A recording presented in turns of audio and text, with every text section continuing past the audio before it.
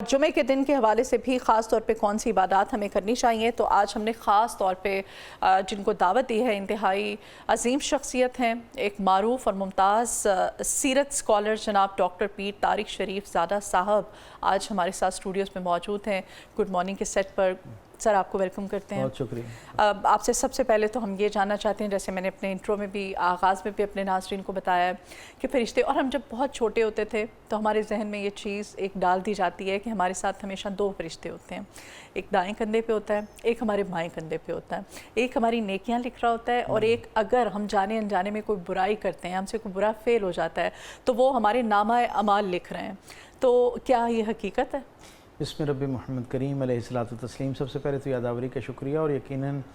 जुमअतुल मुबारक की इन मुतबरक सातों में जुमे की फ़जीलत के हवाले से और दीगर इस्लामी नुक्ता नज़र से जो मौज़ूआत इंतहाई अहम है और बराह रास्त हमारी ज़िंदगी में किसी न किसी शक्ल में ज़ेर बहस आते हैं, उन पर गुफ्तगू करना और आगाही हासिल करना एक बड़ा खैर पर मबनी अमल है। मैं ये समझता हूँ आज का उन्वान भी बड़ा दिलचस्प है, और ये उन चंद उन्वानात में से एक है जिनके बारे में इंसान बहुत शुरू से ही इफ़रात और तफरीत का शिकार रहा। यानी कुछ लोग इसका यकसर इनकार करते रहे और कुछ लोग ऐसे हर दौर के अंदर मौजूद रहे जिन्होंने कुल वक्ती तौर पर हर वो चीज़ जो समझ में नहीं आने वाली है उसको फ़रिश्तों के साथ और ना नज़र आने वाली मखलूक़ात के साथ जो है वो जोड़ दिया है। जनाब उमर फ़ारूक रज़ी अल्लाह ताला अन्हु फरमाते हैं कि सरकार दो आलम सल्लल्लाहु अलैहि वसल्लम की मजलिस जो है वो अपने बामे उरूज पर थी कि एक अराबी आता और उसने आके ईमानियात और ईमानियात के तकाज़ों के हवाले से सवालात करना शुरू कर दिए, और उन सवालात में एक अहम सवाल फ़रिश्तों के हवाले से था, ईमान लाने की तारीफ़ के हवाले से था। तो सरकार दो आलम सल्लल्लाहु अलैहि वसल्लम ने जिन 6 बातों का तज़किरा किया कि इन पर ईमान लाना असल में इस्लाम में दाखिल होना है,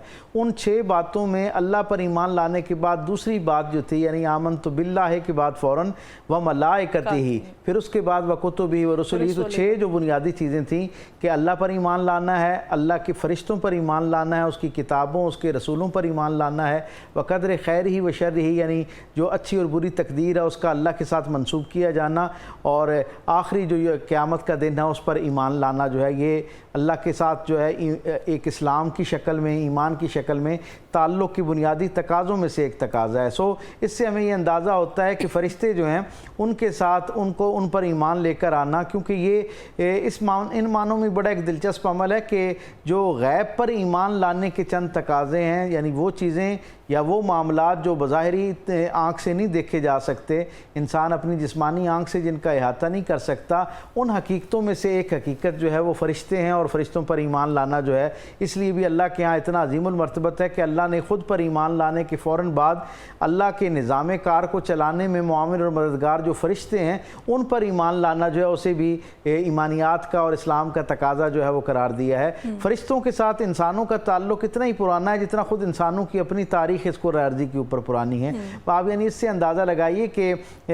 हर ज़माने के इंसान जो है वो किसी न किसी अंदाज़ में फ़रिश्तों के ऊपर और इनका एक तसव्वुर अपने अकायद के अंदर हम देखते हुए नज़र आते हैं। बिल्कुल ऐसा ही है, लेकिन फ़रिश्ते हैं कौन, इनकी हकीकत क्या है? जैसे अभी आपने इब्तिदाई अपनी गुफ्तगू में सरनामा कलाम में बताया कि परवरदिगार आलम ने, ये भी हुजूर की हदीस मुबारक से हम तक बात पहुँचती है कि अल्लाह ने अपनी मखलूक़ात को 3 मुख्तलिफ़ जहतों पे पैदा किया, और 3 मखलूक़ात का तज़किरा करते हुए हुज़ूर ने फरमाया कि जो इंसान है उनको अगर मिट्टी से पैदा किया गया, जिन्नात को आग से पैदा किया गया, तो इन दोनों की तख्लीक से पहले फ़रिश्तों को परवरदिगार आलम ने नूर से तख्लीक फरमाया है। और इनका मामला ये है कि ये कदीमी मखलूक़ात में से एक मखलूक है, यानी इंसानों की आबादकारी से भी पहले जो है अल्लाह ने जिन्नात को पैदा किया, और जिन्नात से भी पहले परवरदिगार आलम ने फ़रिश्तों को पैदा किया। ख़ुद कुरान हकीम के अंदर जब इंसान हज़रत आदम अलैहिस्सलाम की तख्लीक का मरला जो है उस पर कुरान हकीम कलाम करता हुआ नज़र आता है, तो परवरदिगार आलम फरमाता है कि अल्लाह ने फ़रिश्तों से ये बात की कि वो ज़मीन के ऊपर अपना एक नायब जो है उसकी तख्लीक का इरादा रखता है। सो इससे पता चलता है कि फ़रिश्ते जो हैं वो आदम अलैहिस्सलाम की तख्लीक से पहले भी मौजूद थे, और सही सनद के साथ ये बात भी हमें अंदाज़ा होती है कि जो फ़रिश्ते हैं उन्होंने आदम अलैहिस्सलाम से पहले जो जिन्नात जिनका वजूद था उनका फसाद और झगड़ा देख रखा था, इसलिए वो ये बात कहते हैं परवरदिगार आलम की बारगाह में ये खबर सुनने के बाद कि इंसान को पैदा किया जाएगा तो ये भी उसी तरह इस कुर्रा अर्ज़ी के ऊपर झगड़े का और फसाद का बायस बनेगा जिस तरह जिन्नात आपस में लड़ते और झगड़ते हैं। तो इनसे पता चलता है कि फ़रिश्ते इन दोनों से पहले तख्लीक किए गए और अल्लाह का निज़ाम जो था उस सारे को किसी न किसी अंदाज में अल्लाह के अहकामात की बजा आवरी का ज़रिया और वसीला थे। मतलब फ़रिश्ते ज़मीन पर मौजूद हैं, इनकी इकसाम कितनी होती हैं फ़रिश्तों की? सरकार दो आलम सल्लल्लाहु अलैहि वसल्लम ने तो ये फरमाया, आप ज़मीन पर मौजूद होना तो एक तरफ हुजूर फरमाते हैं कि ज़मीन से आसमान तक जितना खला है इसके अंदर कोई एक बालिश, और एक रिवायत के मुताबिक 4 उंगलियों के बराबर का फासला ऐसा नहीं है जहाँ पर कोई ना कोई फ़रिश्ता परवरदिगार आलम की बारगाह में सजदा रेज़ ना हो, हालत इबादत में ना हो। तो इससे आप अंदाज़ा कर सकते हैं। और इमाम हजरत अस्क़लानी अलैहिर्रहमा कहते हैं कि अल्लाह की मखलूक़ात में सबसे ज़्यादा जो मखलूक जो है वो अपनी तादाद के हिसाब से इस कायनात में मौजूद है, जिसे परवरदिगार आलम ने तख्लीक फरमाया, वो फ़रिश्ते हैं। यानी सबसे ज़्यादा तादाद के अंदर ये मौजूद है। और उसका सबब ये है, यानी आप सिर्फ इस बात से अंदाज़ा लगाएं कि जो बैत मामूर है, जिस तरह यहाँ दुनिया के अंदर इस ज़ाहिरी ज़मीन के ऊपर एक परवरदिगार आलम का घर है जिसे हम काबतुल्लाह कहते हैं, बिल्कुल इसी की मिसदाक आलम अर्श जो है उसके ऊपर भी परवरदिगार आलम ने अपना एक घर जो है उसे कायम कर रखा है जिसे बैत मामूर कहते हैं। और उसके बारे में हुजूर ये फरमाते हैं कि उसके इर्द गिर्द 70,000 फ़रिश्ते रोज़ाना एक जमात आती है और आके वहाँ पर जो है वो इबादत करती है। और फिर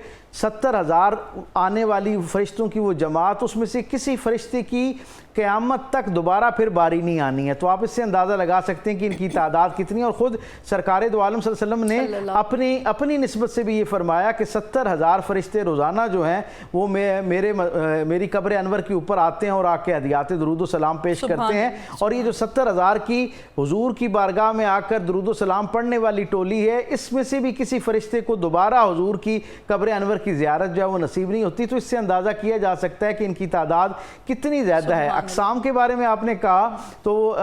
यानी इनके यहाँ बुनियादी तौर पर हमें, जैसे आपने ख़ुद भी गुफ्तगू के आगाज़ में बताया कि इनकी तख्लीक नूर से हुई है, इसलिए इनके अंदर नफ्स का और शर का मादा जो है मौजूद नहीं है। ये सरापा खैर और अल्लाह ताला के अहकामात की बजा आवरी का जो एक ख़ासा है अपने अंदर रखते हैं। और हर वक्त अल्लाह रब्बुल इज़्ज़त की तरफ से मुख्तलिफ़ तफ़वीज़ करदा ज़िम्मेदारियाँ जो हैं उनको अदा करने में रहते हैं। इसीलिए उन ज़िम्मेदारियों के ज़ैल में ही हम इनकी तकसीम जो है वो समझने की कोशिश करते हैं। मसलन जैसे आपने आगाज़ कलाम पे कहा था कि हमने बचपन से सुन रखा है कि 2 फ़रिश्ते हमारे दाएं और बाएं बैठते हैं जिन्हें हम किरामन कातिबीन कहते हैं। यानी एक खैर का जो आपका अमल है उसका हिसाब किताब रखने वाला और एक जो है वो शर का अमल और हिसाब किताब रखने वाला फ़रिश्ता है। तो इन दोनों को किरामन कातिबीन कहते हैं। और ये फ़रिश्तों का इंसानों के साथ जो है ना बहुत अज़ली अब्दी ताल्लुक़ इन मानों में भी है कि हुजूर की हदीस से हमें ये बात पता चलती है कि फ़रिश्ते जो हैं जब इंसान की तख्लीक होने लगती है अपनी माँ के पेट में तो 40वें दिन जो है वो एक फ़रिश्ता आता है और उस मकाम से अल्लाह रब्बुल इज़्ज़त की बारगाह में अर्ज़ करता है कि परवरदिगार आलम, ये जो आने वाली नौज़ायदा रूह है इसको मर्द की शक्ल में लिखना है या औरत की शक्ल में लिखना है। तो गोया वहाँ से इसका हमारे साथ ताल्लुक़ बनता है। फिर ये हिफाजत का फ़रिश्ता है। हुज़ूर ने फरमाया जब कोई शख्स पैदा होता है तो उसके साथ एक खैर का इस्तारा भी मौजूद होता है, एक शर का इस्तारा भी मौजूद होता है। और खैर के शर के इस्तारे के तौर पर शैतान एक साथ आ जाता है और खैर के इस्तारे के तौर पर एक फ़रिश्ता जो है वो उसके साथ रहता है जो उसे नेकियों पर उभारता रहता है, नेकियों को की तरफ उसकी तरगीब दिलाता है और नेकियों को इख्तियार करना उसके लिए आसान बनाता है। फिर ये सारी ज़िंदगी कभी हिफाजत की शक्ल में हमारे साथ फ़रिश्तों का जो है वो हमारी ज़िंदगी के अंदर एक हिस्सा रहता है। कहीं किसी मकाम पर इनके ज़िम्मे जो है वो हमारे रिस्क में, माल में, वक्त में बरकत की ज़िम्मेदारी होती है। कहीं ये हमारे लिए किसी न किसी अंदाज में हिदायत को करीब अपने पाने के हवाले से एक आसानी और रास्ता मुतय्यन करने की ज़िम्मेदारी जो है वो ये अदा करते हैं। और फिर हम सब जानते हैं कि सरकार दो आलम सल्लल्लाहु अलैहि वसल्लम ने फ़रिश्तों की तकसीम में यानी 4 मुकर्रब फ़रिश्तों के साथ साथ बताया कि एक अल्लाह की जमात ऐसी है जो आसमान से जो है वो हवाओं के निज़ाम को जो है वो मुरतब करते हैं। कुछ फ़रिश्ते बादलों और बारिश बरसाने का ज़रिया और वसीला बनते हैं। कुछ का जो नज़्म है वो पहाड़ों के ऊपर कायम रहता है। इसी तरह कुछ इंसानी ज़िंदगी के दरमियान होने वाले मामलात में मुआविन और मददगार होते हैं। यहाँ पर एक बुनियादी क्वेश्चन ये रेज़ होता है कि क्या फ़रिश्ते इंसानों के साथ राब्ता करते हैं और अगर ये राब्ता होता है तो किस तरह होता है?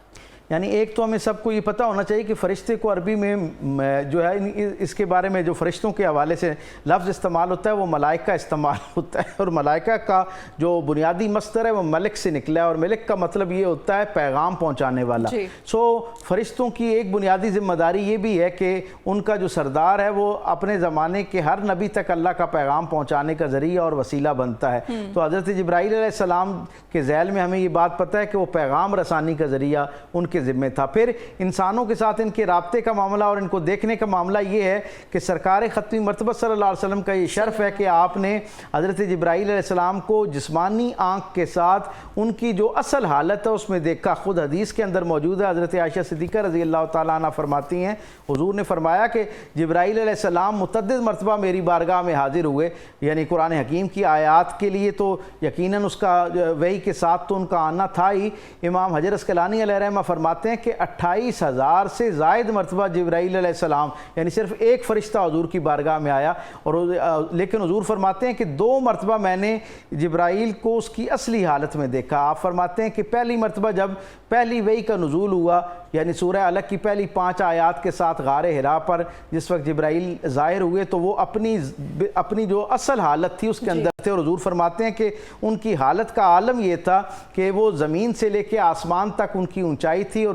اپنے پروں کے ساتھ انہوں نے پوری جو زمین تھی اس کو جو ہے وہ اپنے زیر سایہ کیے ہوئے تھا۔ پھر دوسرا حضور فرماتے ہیں کہ جس وقت میں سدرۃ المنتہا پر پہنچا تو وہاں جبرائیل علیہ السلام کو ان کی اصل حالت کے اندر دوبارہ میں نے دیکھا۔ عام اصحاب میں سے بھی کئی لوگوں نے جبرائیل علیہ السلام کی زیارت کی، یہ بڑی اہم بات ہے، جبرائیل علیہ السلام کی کئی اور اصحاب نے بھی زیارت کی، لیکن اصلی حالت میں نہیں، وہ عمومی طور پر انسانی شکل میں آیا کرتے تھے۔ خود ہم تاریخ سے صحیح سند کے ساتھ احادیث سے ہم تک پہنچتا ہے کہ مختلف جنگوں میں بھی مدد کے لیے، نصرت کے لیے اللہ کا نظام جب حرکت میں آتا تو فرشتوں کی شکل میں انسانوں کی جو مسلمانوں کی جماعت جو ہے اس کی مدد کی جاتی۔ غزوہ بدر کے اندر جو فرشتے تھے وہ انسانی لباس اور انسانی شکل میں آیا کرتے تھے، اور سرکار دو عالم صلی اللہ علیہ وسلم کے ایک صحابی تھے حضرت دحیہ کلبی رضی اللہ تعالیٰ عنہ، ان کی شکل میں عمومی طور پر حضرت جبرائیل علیہ السلام سرکار دو عالم صلی اللہ علیہ وسلم کی بارگاہ میں حاضر بھی ہوا کرتے تھے، اور کئی مرتبہ اصحاب رسول کے ساتھ ہم مجلس بھی ہوا کرتے تھے، یعنی انہی کے اندر جسمانی حالت میں سرکار دو عالم صلی اللہ علیہ وسلم کی مجلس سے فیض پاتے، آپ کے ساتھ بیٹھتے۔ حضور کے علاوہ پوری امت کے اندر کوئی شخص صحیح سند کے ساتھ یہ دعویٰ نہیں کر سکتا کہ اس نے کسی فرشتے کو اس کی اصلی حالت کے اندر دیکھا ہو۔ یہ صرف کائنات میں رسول رحمت صلی اللہ علیہ وسلم کا شرف ہے۔ حضور خود فرماتے ہیں کہ جب میں معراج کے اوپر گیا تو معراج پہ میں جب عرش پر میرا سفر تھا تو میں نے دیکھا کہ جو 8 فرشتے جنہوں نے اللہ کا عرش اٹھا رکھا ہے، مجھے ان میں سے ایک کے ساتھ بات کرنے کا موقع ملا، اور حضور نے فرمایا اس کی حیت، اصحاب نے پوچھا کہ ان کی حیت ترکیب کیسی تھی، یعنی ظاہری شکل و صورت کیسی تھی، لمبائی چوڑائی کیسی تھی، تو سرکار دو عالم نے فرمایا کہ ان کے کان کی لو سے لے کر ان کے کندھے کے کنارے تک کا جو فاصلہ تھا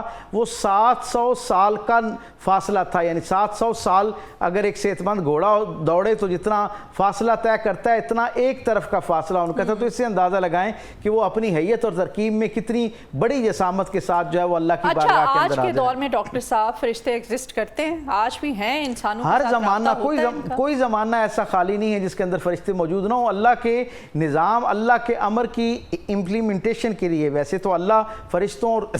تمام مخلوقات کے بغیر بھی اپنا جو عمل ہے، اپنا امر جو ہے اسے جو ہے ایک عملی صورت دے سکتا ہے، لیکن اللہ نے خود یہ نظم اور انتظام قائم کر رکھا ہے کہ اس کے احکامات کی بجا آوری جو ہے اس کے لیے فرشتے جو ہیں وہ کاربند رہتے ہیں، ہر وقت اس کے اوپر مائل بعمل رہتے ہیں۔ اسی لیے کوئی زمانہ بلکہ کوئی لمحہ ایسا نہیں ہے جہاں پر فرشتے جو ہیں وہ موجود نہ ہوں، اور یہ سلسلہ قیامت تک اسی طرح رہنا ہے۔ ان کے ساتھ ہمارا ساتھ، میں نے جیسے بتایا کہ ماں کے پیٹ کے اندر بھی ہوتا ہے، دنیا میں آتے بھی ہمارے ساتھ ہوتے ہیں، ہماری حفاظت بھی کرتے ہیں، دنیا سے جاتے وقت ہماری جو روح ہے اس کو بھی نکالنے کا یہ ذریعہ بنتے ہیں، اور پھر جب ہم قبر کے اندر اترتے ہیں تو وہاں پر بھی یہ نکیرین جو ہیں وہ پہنچتے ہیں، اور وہ ہمارا گویا سوال اور جواب کا ایک سیشن شروع ہوتا ہے۔ اور پھر حضور کی حدیث مبارک ہے کہ جب حشر کا مقام ہونا ہے تو جو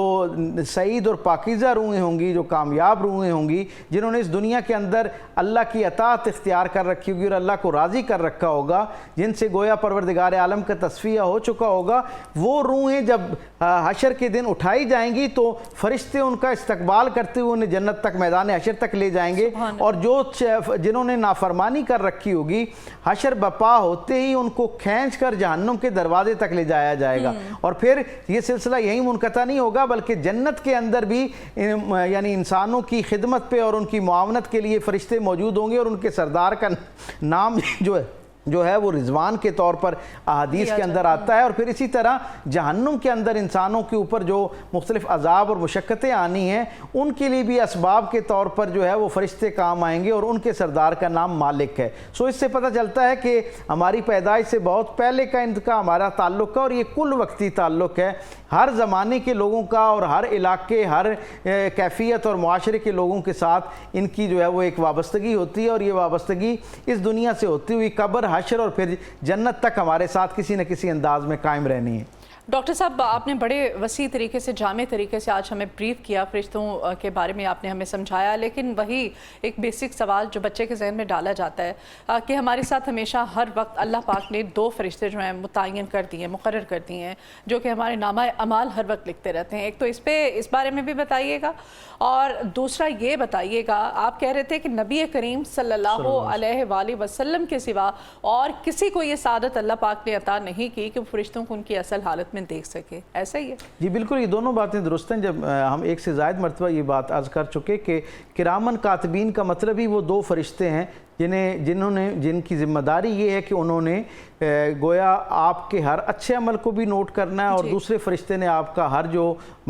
شر پر مبنی کوئی خیال ہے، عمل ہے، اس کو اپنے ضابطۂ تحریر کے اندر لانا ہے۔ اور حضور یہ فرماتے ہیں کہ 2 اوقات ایک دن میں یہ فرشتے جو ہیں وہ ان کی تبدیلی کے 2 وقت ہوا کرتے ہیں۔ ایک فجر کی نماز کے ختم ہونے پر یہ اپنی ڈیوٹی گویا تبدیل کرتے ہیں اور دوسرے فرشتے آ جاتے ہیں۔ ہمارے عمومی تصور یہ کہ شاید وہی 2 فرشتے ہمیشہ ساتھ رہنے ہیں، حالانکہ حضور کی صحیح حدیث سے ہم تک یہ بات پہنچتی ہے کہ فجر کی نماز کے بعد یہ جو نکیرین ہیں، یعنی منکر اور نکیر، جو آپ کا خیر اور شر لکھتے ہیں، یہ دونوں واپس چلے جاتے ہیں، یعنی ان کی جو ہے وہ تبدیلی وقوع پذیر ہوتی ہے۔ اور پھر عصر کی نماز کا وقت جب ختم ہونے لگتا ہے، یعنی مغرب سے تھوڑا پہلے کا وقت جو ہے اس وقت یہ جاتے ہیں۔ اسی لیے حضور نے یہ فرمایا کہ میری یہ خواہش ہے کہ میں ان دونوں اوقات کے اندر جو ہے وہ اللہ کی حمد اور ثنا کرتا ہوا پایا جاؤں، تاکہ جب یہ فرشتہ جا کر اللہ کی بارگاہ میں اس دن کا حساب بیان کرے، اپنے وقت کا حساب بیان کرے، تو وہ یہ کہے کہ میں جس وقت تیرے بندے سے جدا ہوا اس وقت تو تیری حمد اور ثنا کی کیفیت میں تھا۔ اور پھر یہ آپ نے اور ہم سب نے سن رکھا ہے کہ رسول رحمت صلی اللہ علیہ وسلم جو ہیں وہ بالاہتمام پیر اور جمعرات کا روزہ جو ہے اس کا اہتمام فرمایا کرتے۔ تو یہ بھی ایک حدیث سے ہم تک بات پہنچتی ہے کہ حضور نے فرمایا کہ ایام کی ترتیب کے حوالے سے بھی نکیرین اپنا حساب جو ہے وہ لے کر ان 2 اوقات میں اللہ کی بارگاہ میں پیش ہوتے ہیں، 2 ایام میں، یعنی پیر اور جمعرات والے دن۔ اور میری یہ خواہش ہے کہ جب میرا نامہ اعمال پروردگار عالم کے سامنے پیش کیا جائے، گو کہ پروردگار تو ہر وقت اپنی مخلوق کے ہر عمل کے اوپر آگاہ ہے اور متوجہ ہے، لیکن اللہ کا ایک نظام ہے کہ فرشتے جو ہیں وہ پیر اور جمعرات والے دن وہ حساب اللہ کی بارگاہ میں پیش کرتے ہیں۔ حضور فرماتے ہیں کہ میری یہ خواہش ہے کہ جب میرا حساب اللہ کی بارگاہ میں پیش کیا جا رہا ہو تو میں روزے کی حالت میں جو ہے وہ ہوں۔ تو اس سے ہمیں اندازہ ہوتا ہے کہ یہ جو نکیرین کا معاملہ ہے یہ کل وقتی معاملہ ہے، اور یہ ہر لمحہ کرتے ہیں۔ آپ جمعے کے ذیل میں تیزی کے ساتھ میں آپ کے سامعین کو ایک خیر میں شریک کرتا چلوں۔ رسول اللہ صلی اللہ علیہ وسلم نے جمعے والے دن دیگر مختلف جو احکامات جاری فرمائے، ان کے ساتھ ساتھ ایک حضور کا فرمان یہ بھی ہے کہ کثرت کے ساتھ مجھ پر درود پڑھا جائے، کیونکہ اس دن مجھ پر درود پیش کیا جاتا ہے۔ درود پاک ایک ایسا عمل ہے، دنیا میں آپ کوئی عمل بھی کرتے ہیں تو وہ یا خیر پر مبنی ہوتا ہے یا شر پر مبنی ہوتا ہے۔ خیر کا مبنی ہو تو خیر والا فرشتہ اس کو لکھنا شروع کر دیتا ہے، اور شر والا کوئی عمل ہو تو شر والا فرشتہ لکھتا ہے۔ درود پاک ایک ایسا عمل ہے، حضور نے فرمایا کہ جب کوئی شخص ایک دفعہ درود پڑھتا ہے تو اللہ اس کے لیے حصے میں 10 نیکیاں لکھتا ہے اور 10 گناہ معاف کر دیتا ہے، 10 درجے بلند ہوتے ہیں۔ گویا ایک مرتبہ جب کوئی بندہ درود پڑھتا ہے تو دونوں فرشتے حرکت میں آتے ہیں، نیکیاں لکھنے والا نیکیاں شمار کرنا شروع کر دیتا ہے، اور گناہ مٹانے والا گناہ جو ہے ان کو مٹانے کا حساب کتاب جو ہے وہ لکھنا شروع کر دیتا ہے۔ تو گویا اس سے یہ ہمیں پتہ چلتا ہے کہ عام ایام میں بھی درود پاک جو ہے وہ اپنے اندر ایک خیر کا، پروردگار عالم کی رضا پانے کا ایک عظیم الشان خزانہ رکھتا ہے۔ لیکن جمعے والے دن کیونکہ حضور نے خود تلقین فرمائی کہ مجھ پر تمہارا درود پیش کیا جاتا ہے، تو اسے زیادہ اہتمام کے ساتھ سرکار دو عالم صلی اللہ علیہ وسلم پر درود پڑھتے پڑھتے ہوئے جو جمعے کی ساعتیں ہیں ان سے برکت سمیٹنے کی بالکل. اور کوشش کرنی جیسے چاہیے. آغاز میں بھی یہی کہا تھا کہ جمعے کے دن خاص طور پہ زیادہ سے زیادہ درود پاک جو ہے اس کا ورد کیا کیجیے. بہت شکریہ جی. معروف اور ممتاز سیرت اسکالر جناب ڈاکٹر پیر طارق شریف زادہ صاحب آج ہمارے ساتھ اسٹوڈیوز میں موجود تھے.